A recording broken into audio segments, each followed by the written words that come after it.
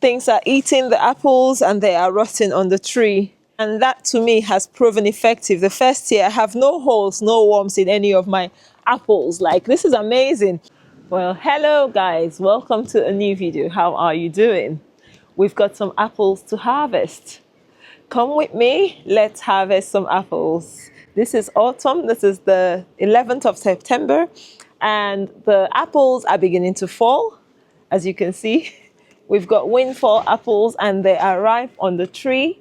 And so I want to harvest and preserve them. I actually don't know what I want to do with all the apples, but let's see how much we've got to start with and we'll go from there. If it's your first time meeting me, this is Mecca. This is Mecca's Garden Kitchen Journey, where I share about growing my own food as organically as possible in my UK allotment and also healing with food. So this is my backyard garden. I have an allotment as well. This is what my backyard garden looks like. We have some tomatoes. We have a little herb garden here. We have some peppers and some berries. So this is just what we are growing in my backyard. Massive butternut squash. And then the apples. So we've got two different apple trees. I've got the green and the pink.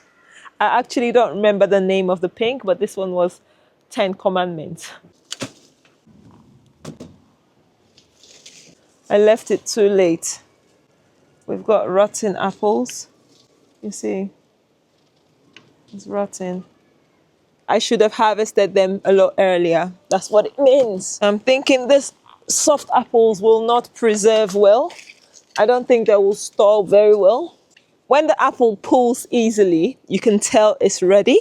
Like this one didn't pull out easily. And you can see it's not as pink as the other one.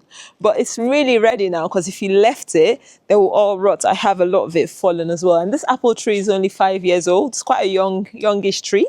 So another thing, the reason I have the secateurs is I try to cut this tip because if we want to store the apples, this sharp bit is going to damage another fruit rather. So it's best to make sure this edge is flat. If you had something that could easily go in deeper, it would even be better. So that way we have no damage. These ones are significantly bigger and there are no holes as well. Ladybug.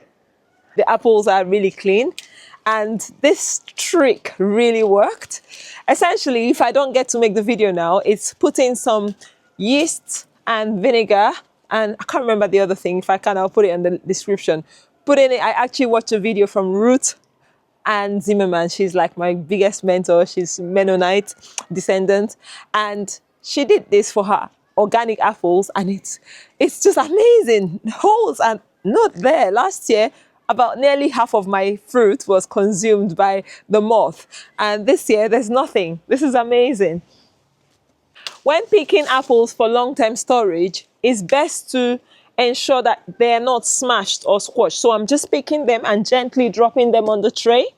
You don't want them squashing because if you squash them and they're not dropped gently, like if they've got markings like this, they would end up spoiling easily. So this is something to bear in mind when you're picking apples that you want to preserve.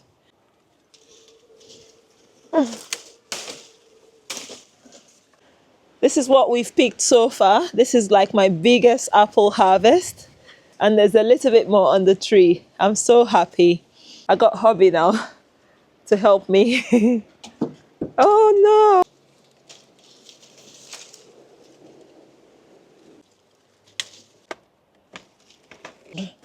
So exciting picking apples. We've just got like one more there and it's not even moving.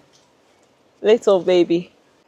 That's it, folks. We've harvested pretty much 2 baskets. This is half, but that is a massive, massive lot. And now we go indoors and I will process them for storage. I really want to keep as many apples as I can because buying organic apples can end up being quite expensive, especially in the winter. So if we can store them for a few months, that will save us a lot of money. And also enjoying our beautiful homegrown organic apples. These were actually organic berry trees as well. So they're not just organically grown, they were from organic, stock. So that is really special for me. Yeah. I'm so happy. Never harvested this many apples before. To preserve my apples for long term, this is what I will be doing. Now I have one of those polystyrene containers we've probably got from buying something years ago, and some brown paper and my apples. You could also use like kitchen towels if you don't have brown paper.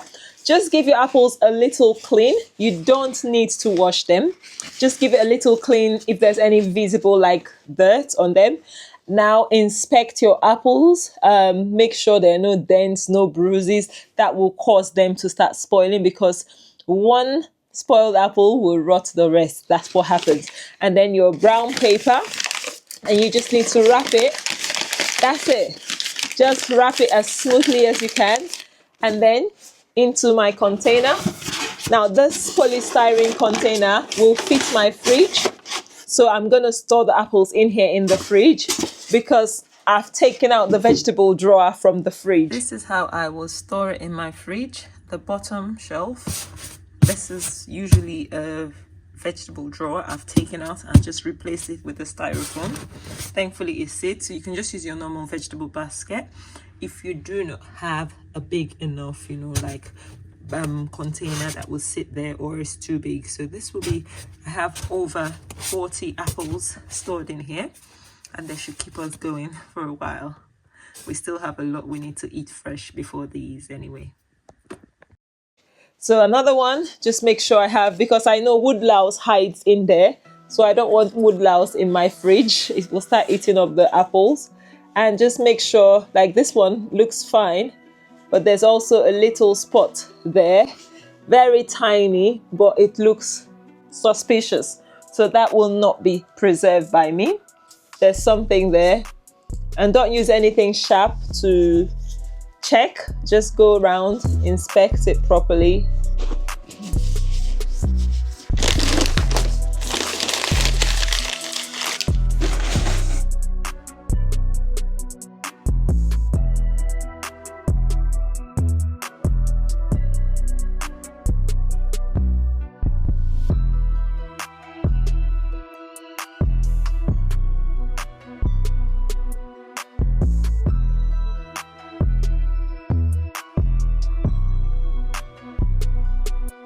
That one as well has got a few funny, suspicious marks. We will not be preserving it.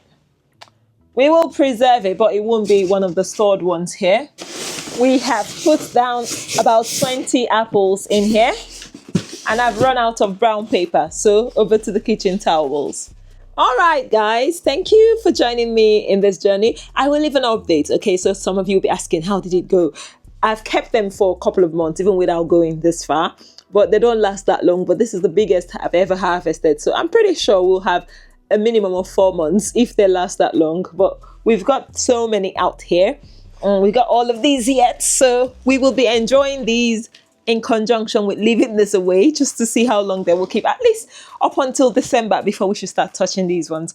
And yeah, how do you make what do you do with your apple harvest? I would make some puree, like I said. I would also probably slice some and dehydrate, because my son loves dehydrated snacks.